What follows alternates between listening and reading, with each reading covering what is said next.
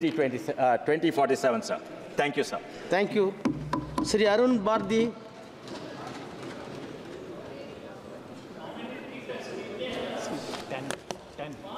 धन्यवाद उप सभापति महोदय, आपने मुझे बोलने का मौका दिया। मैं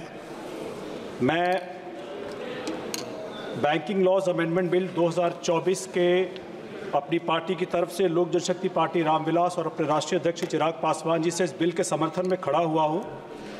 मैं वित्त मंत्री और प्रधानमंत्री जी का भी अभिनंदन करना चाहूँगा इस बिल के लिए। हमारी पार्टी की तरफ से कुछ सुझाव, 5 सुझाव है जो मैं सदन में रखना चाहूँगा और मैं चाहूँगा कि इस पे विचार हो। सबसे पहला है जो मैं विचार आपको दे रहा हूँ सर, ये छोटे जो बैंकर्स, जो बैंकिंग कस्टमर्स हैं उनके लिए है, मार्जिनाइज्ड लोगों के लिए है।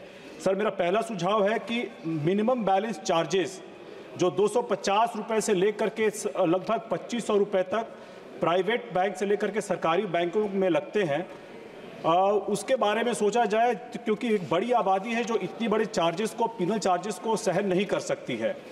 और ऐसे में उनकी, मान लीजिए अगर वो मंथली बैलेंस या क्वार्टरली बैलेंस अगर मेंटेन नहीं कर पाते हैं तो उनकी सेवाओं में कमी की जाए, ये पिनल चार्जेज उनसे नहीं लिया जाए।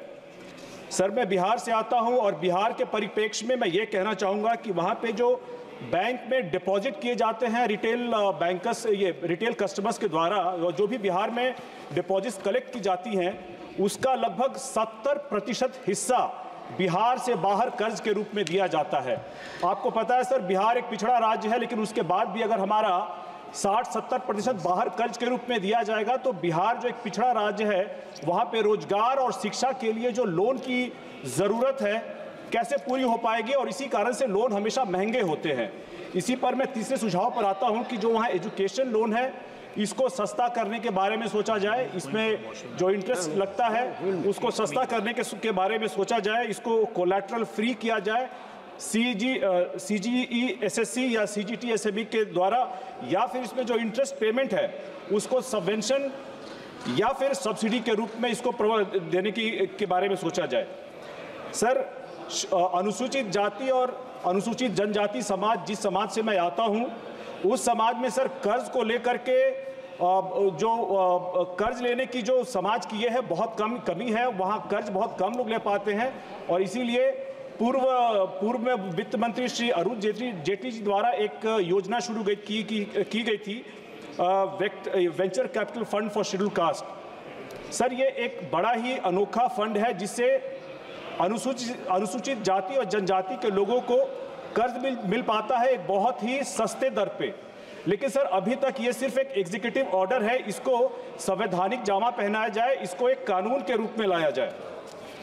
इसके साथ ही सर हमारा जो 5वां और अंतिम सुझाव है वो यह है कि बहुत सारे जो बैंकिंग सर्विसेज होती हैं उसके चार्जेस लगते हैं, SMS के चार्जेस हैं, चेक बुक इशू करने के चार्जेस हैं।